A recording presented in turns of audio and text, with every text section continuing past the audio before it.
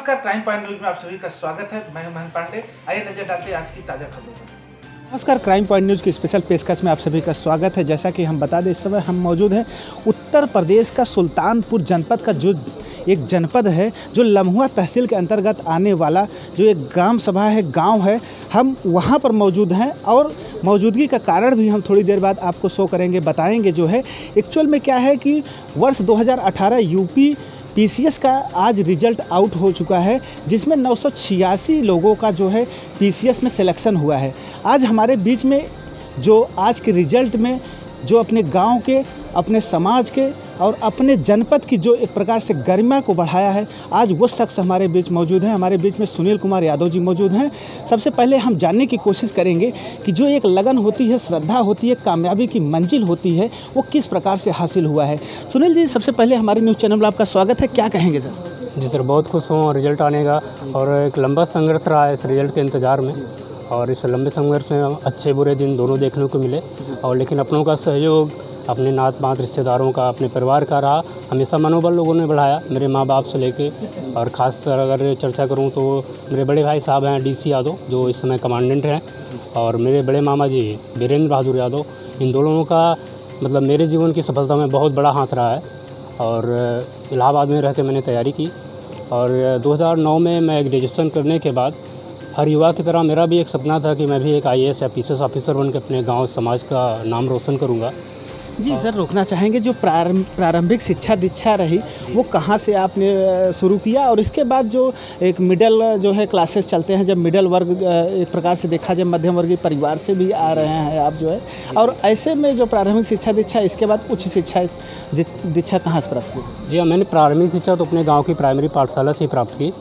यहाँ से मतलब क्लास 8 पास करने के बाद अपने घर वालों के सहयोग कहें या उनके मार्गदर्शन से मैं इलाहाबाद गया, और इलाहाबाद में मैं करीब सन 2009 में गया, और वहाँ से क्लास 9 से लेकर मैंने मतलब ग्रेजुएशन BA किया, LLB किया, MA किया, और नाउ दैट टाइम अपनी मेहनत और अपने संघर्ष के बल पर आज PCS 2018 में मैं फाइनल रूप से कमर्शियल टैक्स ऑफिसर पद पर चयनित हूँ, और बहुत खुश हूँ इस बात को लेकर। अच्छा सर, जानने की कोशिश करेंगे, तमाम हमारे दर्शक जानने की कोशिश करेंगे, शायद उनको अभिलाषा भी रहेगी कि जो आज जो रिजल्ट आउट हुआ है, साथ साथ में मतलब जब आप शिक्षा दीक्षा कर रहे थे तो आज की टेक्निकल दौर में लोग इंजीनियर बनने पसंद करते हैं, डॉक्टर पसंद करते हैं, तो ऐसा आपका जो है बेस और जो एक प्रकार से लक्ष्य कहाँ किस ओर था? जी नहीं, मेरा शुरू से ही लक्ष्य रहा है, और मैं एक कहूँ तो मैं एकदम फोकस था इसी के लिए, और ईमानदारी से कहूँ तो मैंने इसके अलावा कभी किसी पद के लिए अप्लाई नहीं किया अपने पूरे जीवन में। मैं 2009 से मैं ग्रेजुएशन कंप्लीट हूँ, और तब से मैं संघर्षरत हूँ। बीच में मैंने 2-3 अटेम्प्ट जो हैं उसे छोड़े भी हैं, चाहे जो रीज़न हो, चाहे मेरा अपना पर्सनल मामला रहा हो या कुछ भी रहा हो, लेकिन बट है कि 5 अटेम्प्ट मैंने दिए। 5 अटेम्प्ट में जाके 2017 में मैं इंटरव्यू दिया, और 2018 का रिज़ल्ट जो है तो इसमें मैं कमर्शियल टैक्स ऑफिसर पद पर चयनित हुआ। और जो ये संघर्ष रहा है, और टेक्निकल फील्ड की बात करें तो आज भी युवाओं के बीच जो है इंटर करने के बाद IIT या IIM ज्वाइन करने का क्रेज़ है, लेकिन हम जिस ग्रामीण पृष्ठभूमि से आते हैं, यहाँ की जो मूलभूत आवश्यकताएँ हैं वो अभाव हमने बचपन से देखा है, और आज भी वो देखने को मिलता है कि चाहे वो ग्रामीण स्तर पर हो या ब्लॉक स्तर पे हो, कि जो सरकार की योजनाएं चलती हैं वो हम ग्रामीण वासियों तक पहुंच नहीं पाती हैं। और हम मतलब कि कोशिश तो गवर्नमेंट को हैं, लेकिन जो बीच की चैन है जहां से पैसा आता है, हमेशा से रहता आया है कि दिमाग में कि कहीं ना कहीं बीच में गड़बड़ी है, कि हमारा जो गवर्नमेंट हमें पैसा दे रही है हम तक नहीं पहुँच पाता है। तो कुछ ऐसा करते हैं कि जो गाँव समाज के विकास में योगदान दे सके। तो मैंने एक लक्ष्य बनाया कि या तो मैं PCS या IAS ही बनूंगा, अदरवाइज़ मेरे पास कोई ऑप्शन नहीं था। हालांकि इस बीच मुझे कई ऑफ़र आए कोचिंग पढ़ाने के लिए, कि आप पढ़िए, मतलब आप इकोनॉमिकली आप। अच्छा सर, कोचिंग पे जा रहे हैं तो आज तमाम जो है युवा होते हैं कि हम PCS क्वालिफाई करने के लिए हम तमाम कोचिंग क्लासेस तैयारी करते हैं, तो इसमें जो आपकी एक प्रकार से देखा जाए जो PCS में तैयारियाँ कोचिंग से द्वारा हुई या सेल्फ माध्यम से? नहीं, मैंने सेल्फ स्टडी की है। आज तक मैं आपको बोलूँ कि मैं कभी किसी कोचिंग में नहीं गया। मैं क्लास 9 से लेके बता रहा हूँ आज तक।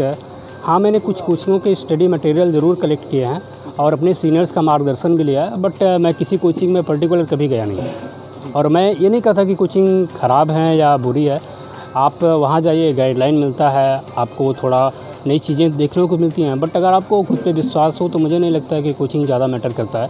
आप अपनी मेहनत के बल पर भी कर सकते हैं। और ऐसे कई उदाहरण आपको मिलेंगे हर रिजल्ट में, जो ग्रामीण पृष्ठभूमि में रहते हुए या अभाव के बीच ज़िंदगी गुजारते हुए भी ऐसे एग्ज़ाम को क्रैक करते हैं और सफलता पाते हैं। युवा वर्ग है, कहीं न कहीं एक प्रकार से युवाओं के लिए आप एक मिसाल कायम करें, गांव के लिए मिसाल कायम करें। युवाओं को क्या संदेश देना चाहिए जो आपके जनपद के युवा हैं, और साथ साथ में मिडिल वर्ग से जो लोग आते हैं उनको क्या संदेश देना चाहेंगे? जी, मेरा एक ही है, मैं अपने लाइफ का पंच लाइन बोलूँ, और मेरे इंटरव्यू का भी लास्ट क्वेश्चन था मुझसे कि आप अपने व्यक्तित्व को एक लाइन में परिभाषित कीजिए।